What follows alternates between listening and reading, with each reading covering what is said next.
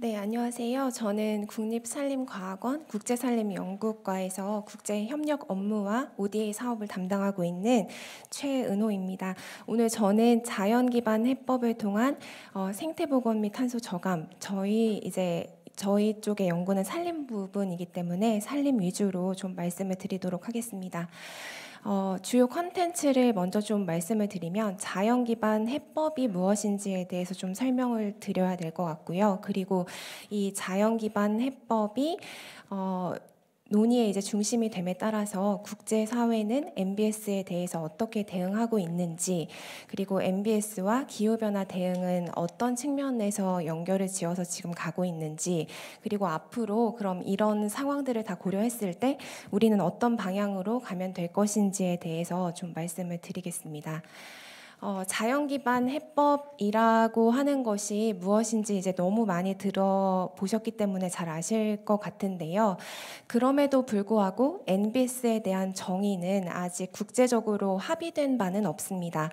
그러나 대표적으로 IUCN이나 EU에서는 NBS와 관련된 많은 활동들을 하고 있고요. 일반적으로 NBS의 정의를 활용을 할 때는 이 두 기관에서 제시한 정의를 활용을 합니다. 말 그대로 자연에 기반해서 사회적으로 겪고 있는 문제들을 해결해 간다라는 의미라고 생각을 하시면 될 것 같고요. 좀 막연한 개념이기 때문에 대체 그러면 그러한 활동들은 어떤 프레임에 따라서 어떻게 평가되고 어떻게 지금 활동이 이루어지고 있는가에 대해서는 여전히 좀 논의가 많이 필요한 상황입니다. 2002년도에 자연기반 해법이라는 용어가 처음 등장했다고 지금 평가가 되고 있고요. 여러 가지 이제 전환기적인 사건들에 의해서 계속 논의는 진행되고 있습니다. 자연 기반 해법이 적용되고 있는 분야는 정말 다양합니다. 그래서 자연에 기반하고 있는 모든 분야들에서 이 MBS를 현재 활용을 하고 있는데요.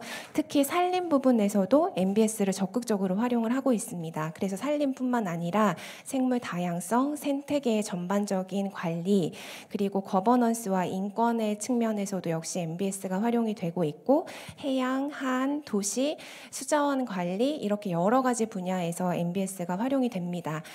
저희는 역시 이제 산림 분야를 연구를 하고 있기 때문에 산림이 이 MBS 활동의 정말 핵심적인 부분이다라고 말씀을 드리고 싶은 것과 동시에 다른 여러 가지의 범주들의 활동들도 굉장히 다양하기 때문에, 그리고 MBS라는 것이 단순히 한 가지의 범위에서 적용이 돼야지 되는 것이 아니라 이렇게 여러 가지의 활동들이 통합적으로 접근을 해서, 그리고 경관 차원으로 크게 접근을 해서 활용이 되어야 한다라는 것이 기본적인 컨셉이어서 여러 역할 간 협력과 협업이 굉장히 중요합니다. 자연기반 해법의 특성을 좀 몇 가지 말씀을 드리면 방금 말씀드린 것처럼 정의와 범위가 굉장히 다양하다라는 겁니다. 그래서 기후변화 완화와 적응에 기반을 하는 것이 분명히 이제 포커싱이 되고 있지만 동시에 다양한 정책 목적을 달성하기 위해서 이게 MBS가 활용이 되고 있다라는 겁니다. 그리고 이제 자연의 관점에서 컨셉이 광범위하다 이런 의미는 우선 유럽위원회가 조사한 MBS의 활동을 전부 다 이제 확인을 해봤더니 약 310가지 정도가 나온다라고 얘기를 할 정도로 굉장히 많은 활동들을 MBS 범위 안에 포함을 시키고 있다라는 의미입니다. 그리고 MBS는 통합적이고 거버넌스 기반의 접근 방식이다라는 의미가 또 중요한 것 같은데요. 무엇보다도 MBS를 활용할 때 자연에 기반한다라고 이야기하고 있지만 이 자연에 살아가고 있는 모든 사람들, 그 이해관계자들을 만족시킬 수 있어야 된다라는 게 MBS냐 아니냐를 결정하는 데 있어서 굉장히 중요하다고 판단이 됩니다. MBS는 그리고 활동에 기반합니다. 이 자체의 개념이 중요하기도 하지만 MBS가 갖고 있는 제도적인 프레임워크랑 그리고 시스템과 그리고 재정적인 측면과 모든 것들이 이제 이루어져야지 이게 뒷받침되어야 MBS가 곧 완성된다라는 의미로 보시면 될 것 같습니다. 그리고 국제사회에서 MBS를 어떻게 지금 보고 있는지 좀 말씀을 드리면, 자연기반 해법에 관한 접근법을 이렇게 이제 5가지로 정리를 할 수가 있을 것 같습니다. 지금 우산으로 자연기반 해법이 표현이 되어 있는데요. 예측하실 수 있는 것처럼 기존에 있었던 개념들을 우산이라는 큰 범위 하위에서 묶어서 NBS가 만들어졌다라고 이해를 하시면 될 것 같습니다. 그래서 보건, 특정 이슈, 기반 시설, 관리, 보호라는 차원이 NBS 안에 묶이게 될 건데요.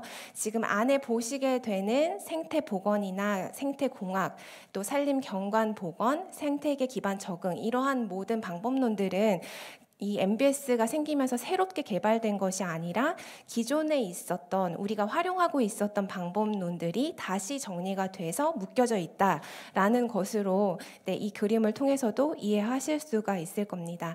그래서 MBS가 가지고 있는 이 핵심적인 내용은 우리가 인류가 겪고 있는 사회 경제적인 문제 해결을 위해서 자연에 기반해서 자연이 가지고 있는 능력을 활용을 해서 이 모든 이해 관계자에게 폭넓은 편익을 제공하겠다라는 것으로 정리를 하시면 될 것 같습니다. 또 EU가 얘기하고 있는 자연 기반 해법은 이제 여기서는 유형이라는 것을 분류를 하고 있는데요. 이제 2015년 이 에거뭉트가 제시하고 있는 유형 분류 체계가 가장 일반적으로 활용이 됩니다. 이 유형 체계를 조금 더 발전시켜서 EU는 유형 분류 체계를 그림과 같이 이제 만든 거고요. 유형이라고 하면 첫 번째로는 자연 생태계가 있는 그대로 활용되도록 하는 겁니다. 그래서 인간의 개입이란 거의 없거나 최소화시키자라는 것이 유형 1에 해당이 되고요. 또 유형 2는 관리 혹은 복원된 생태계, 약간의 개입에 대해서는 자연 기반이다라고 이야기할 수 있다는 것이고, 또 유형 3번째로는 새로운 생태계를 만든다라는 형태로 보면 되겠습니다. 그래서 포괄적으로 개입한 것도 자연 기반 솔루션이다라고 보실 수 있을 겁니다. 그래서 EU가 MBS의 유형별 활동의 비율을 이제 오른쪽 그림과 같이 정리를 했는데요. 가장 많은 유형의 활동들은 모두 3번째 항목에 포함이 되고 있다라는 것을 아실 수 있을 거고요. 유형 3에 해당하고 있는 활동들은 가장 많은 반 정도의 활동은 집중적 도시 녹지 공간 경영, 그리고 그 다음에 도시 계획, 이렇게 되어 있습니다. 그래서 도시와 관련된 것들이 MBS 활동으로 굉장히 많이 지금 이루어지고 있다라는 것을 아실 수 있을 겁니다. 또 MBS 관련해서 WWF 역시 굉장히 많은 활동을 하고 있고 보고서들을 발간을 하고 있습니다. 그래서 자연기반 해법이다라고 하면 이렇게 정의가 된다라는 이 그림 역시 굉장히 많이 인용이 되고 있기 때문에 익숙하실 거라고 생각이 됩니다.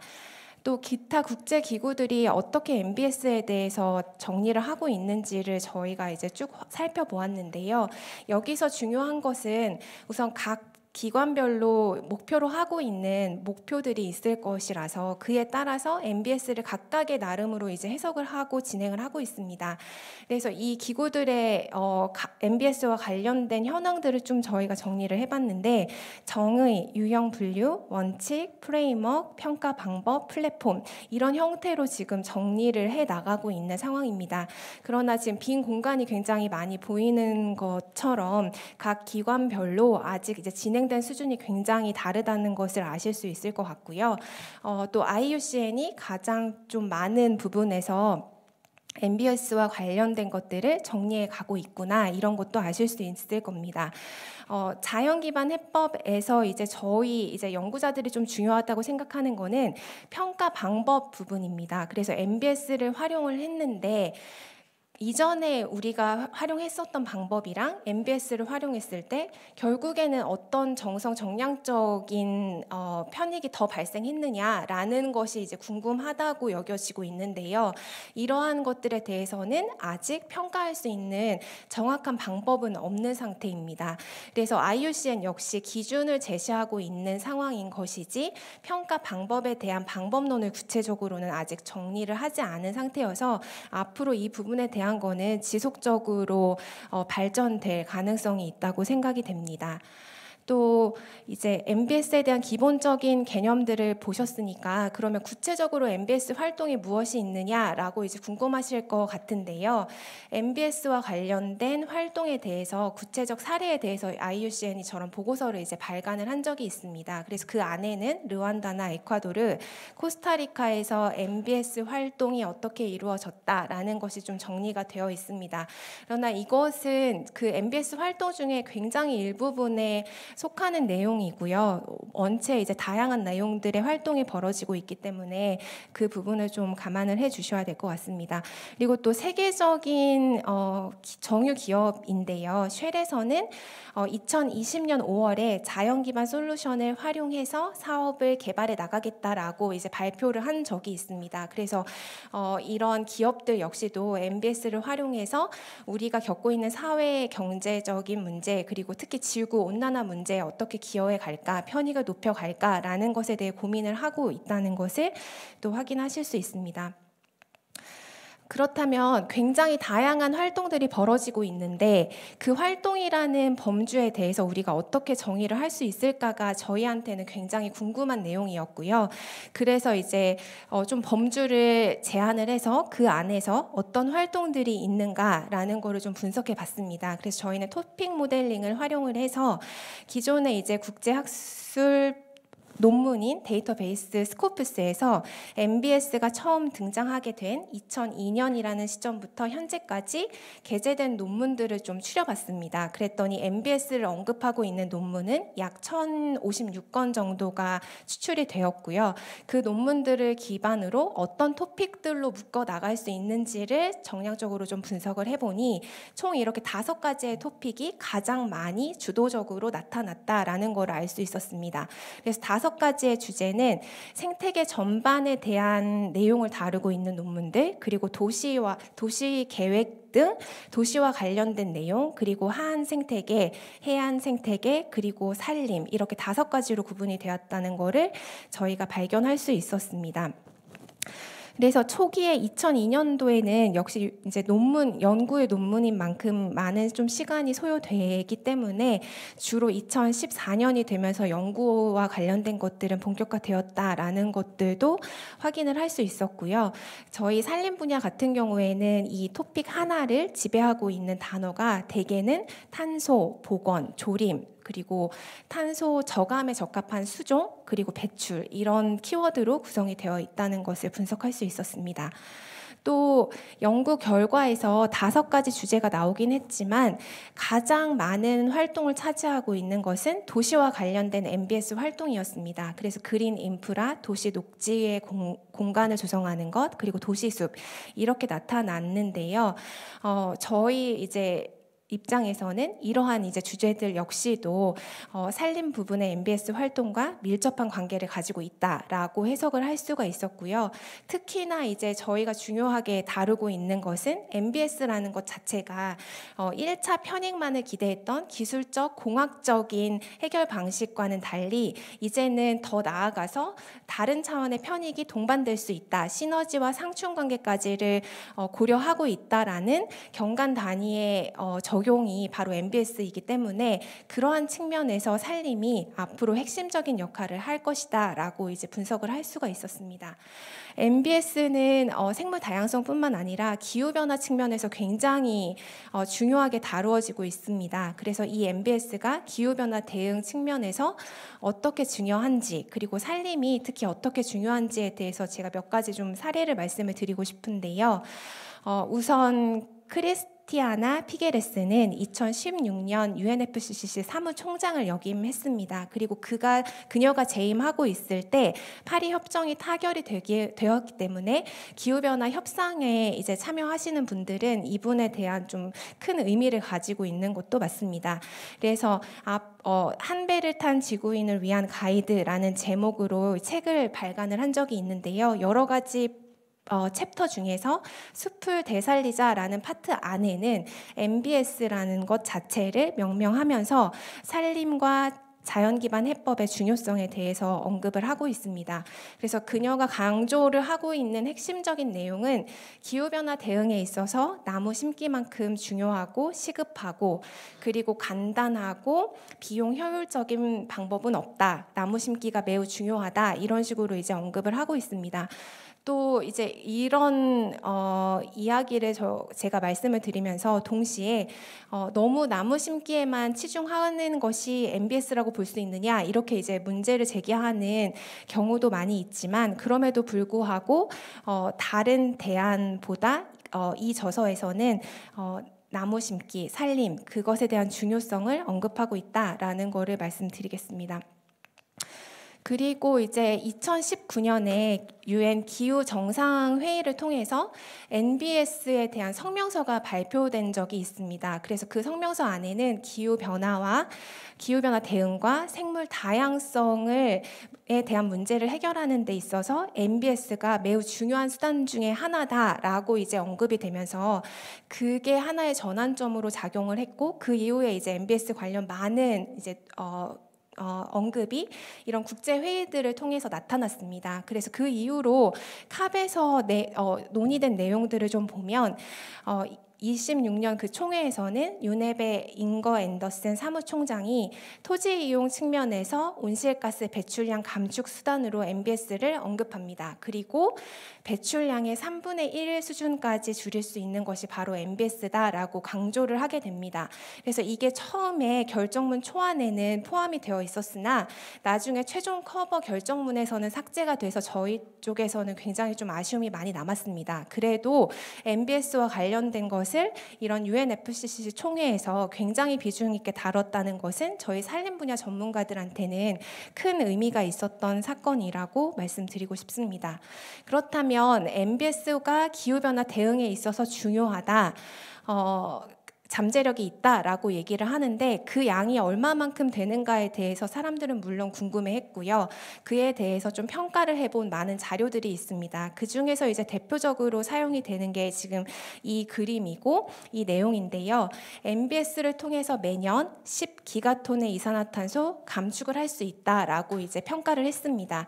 그래서 배출을 줄이는 것 아니면 저장량을 늘리는 활동을 통해서 탄소 감축을 할 수 있다라는 내용인데요.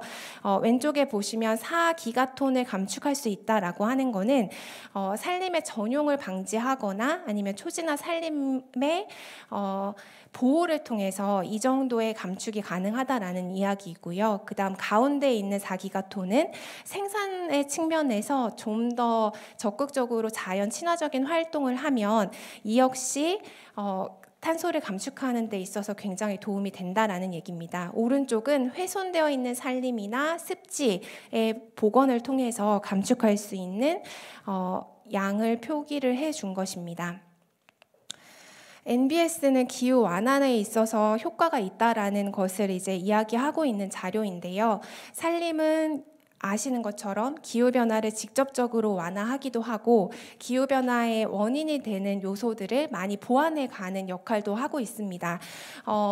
여러 가지 분야가 서로 시너지를 낼 수도 있고요. 아니면 상충의 효과를 낼 수도 있습니다. 대체적으로 저희가 예를 들 때 가장 쉽게 표현을 하는 게 산림을 보전하는 것만 열심히 하는 쪽이 있고 또 식량 안보 차원에서 농경지를 개발하고 농지를 확대하는 차원의 활동이 있다라고 하면 이 두 가지의 활동이 서로를 배려하지 않고서는 절대 좋은 효과를 낼 수가 없을 겁니다. 그렇기 때문에 이 MBS가 그러한 상황에서 굉장히 좋은 해결책을 제시를 할 수 있을 거다라고 기대하며 MBS를 저희가 적극적으로 활용하고자 얘기를 하는 것입니다. 활동에 대한 거를 정의를 한 것이 많지가 않습니다. 그래서 저희는 토지와 녹지에 관련된 MBS 활동이 과연 어떤 것들이 있는가를 좀 살펴봤습니다. 그래서 앞에 유형 설명을 드리면서 말씀드린 것처럼 유형 1, 2, 3 각각의 이러한 활동들이 들어갈 수 있다라고 이제 분류를 해보았고요. 결국에 이러한 활동들은 기후변화 대응에 있어서 도움이 될 것이고 그리고 이 활동들은 인류의 건강과 복지, 생물 다양성 보전에 있어서도 역시 기여를 합니다. 그리고 저희가 이제 MBS 활동을 보면서 또 중요하게 생각했던 것들은 이러한 녹지와 토지에 관련된 활동들이 대부분 재난위험 경감에 있어서도 굉장히 큰 중요한 역할을 하고 있기 때문에 이 재난위험 경감 차원에서 이를 방법론으로 활용하고 있는 국제기구들, 국가들이 굉장히 많다는 것을 알 수 있었습니다. 그렇다면 조금 더 범위를 축소해서 NDC 상에서 그러면 기후변화 대응을 하는 데 있어 NBS는 어느 정도 활용이 되고 있는가가 좀 궁금했습니다. 그래서 이제 이런 부분을 연구하고 있는 다른 기관들의 연구 결과들을 좀 확인을 해봤습니다.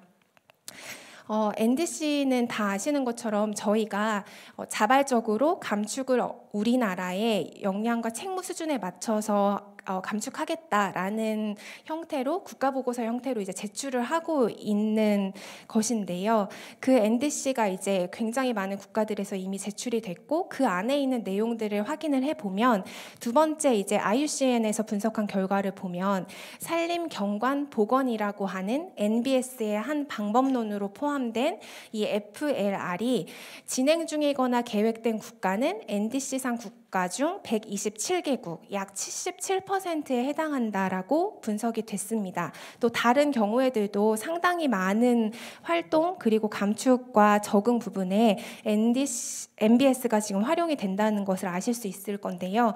저희는 이러한 내용을 통해서 NBS가 파리 협정이 이야기하고 있는 감축과 적응 목표 달성에 있어서 중요하다라고 판단한 광범위한 글로벌의 합의라고 그렇게 판단을 했습니다. 그렇다면 이 NBS를 언급하고 있는 NDC는 지속적으로 NBS에 대해서 중요하다고 이야기를 하는 걸까? 아니면 NBS에 대해서 얘기를 하고 난 이후에 좀 구체적인 방법론이나 이런 게 제기가 되고 있지 않기 때문에 그냥 흐지부지 하고 있는 것인가? 그런 부분이 저희는 좀 궁금했습니다. 그래서 NBS를 언급하고 있는 비율이 어떤 추세로 변화를 하고 있는지를 좀 찾아보았는데요.